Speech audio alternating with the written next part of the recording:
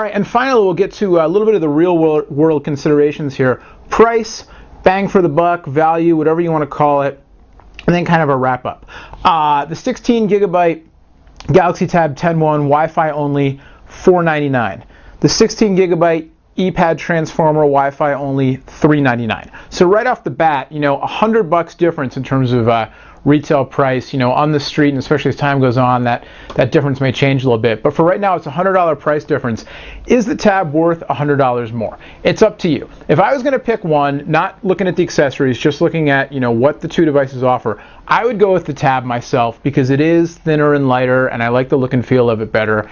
And to me, for using a tablet, you know, that's a big consideration. The extra ports on the Asus, you know, the mini HDMI and the micro SD slot definitely could be critical for you. For me, they're not all that critical for my tablet usage. You know, I haven't found that I've used any other tablets all that much for those kinds of things. I just use them on their own most of the time. So for me, you know, the extra money is a big deal, and $100 is a lot to pay for something that's a few millimeters and a few ounces lighter. That being said, you know, money no object, I'm definitely going with the Samsung. Now, you consider money, you also consider the wild card here of the crazy docking keyboard. Again, there is a docking keyboard available for the Samsung, but I haven't seen it, I haven't gotten a chance to check it out yet, you know, hands-on. From what I've seen, it doesn't offer the versatility. It's more just kind of a stand-up stand. It doesn't offer the versatility of the Asus dock here. Asus went to great lengths to really design something that could turn the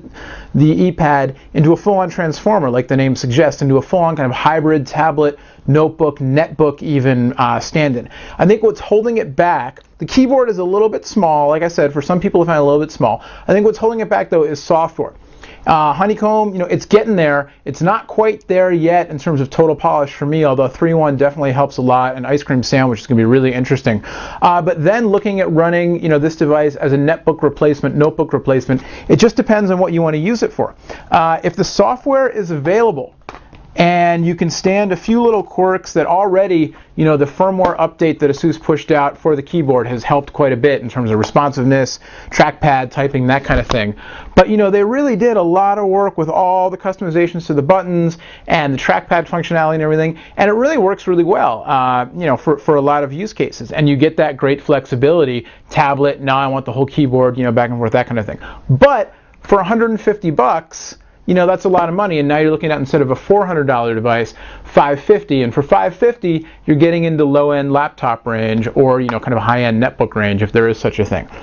But again, you know, it's all up to you and your use case. If you're looking at a tablet anyway and you want this to be your primary device, or at least your primary secondary device, if you know what I mean, when you're not reaching for your laptop or your desktop, you know, you're the tablet, but you want to have the option for just, you know, full flexibility, the extra docking ports, the extra battery life, you know, over 50-60% of extra battery life, the extra memory card slots, all that stuff.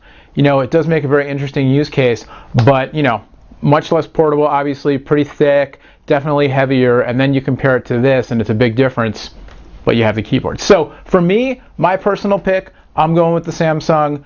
Pretty much equivalent performance. It's lighter, it's thinner. I prefer the design a little bit, and that's going to be my choice, as the Samsung. Best bang for your buck, no doubt, the Asus, $100 cheaper. It's basically the same thing, just a little bit bigger and heavier, and it works really, really well. And Asus has some nice, you know, we're still waiting on the Samsung TouchWiz UX downloads, but Asus has some nice little widgets. They're just, you know, they're just little things, but they work really well. In general, I just like the, where is it? I don't know, I just like kind of the look and feel of that nice classic update there on the front with the easy fonts.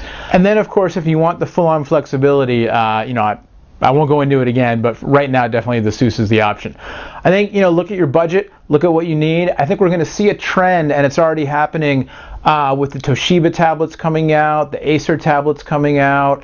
You know, you'll see more and more Android Honeycomb tablets, and that price point is going to drop. When the first ones came out, they were, you know, the Zoom was $600, and then we're seeing $500 for devices like the Tab. Now we're seeing $400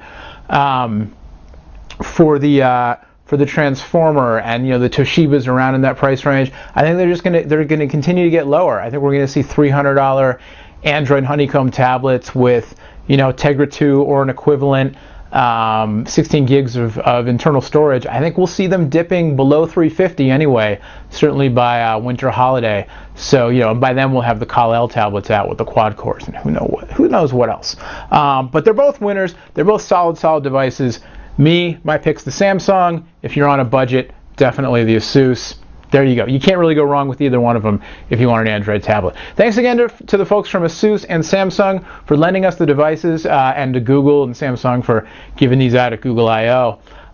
Much more on the site, including John Rettinger's take on, you know, he did a lot of stuff on the Transformer and he loved it, and I can see why.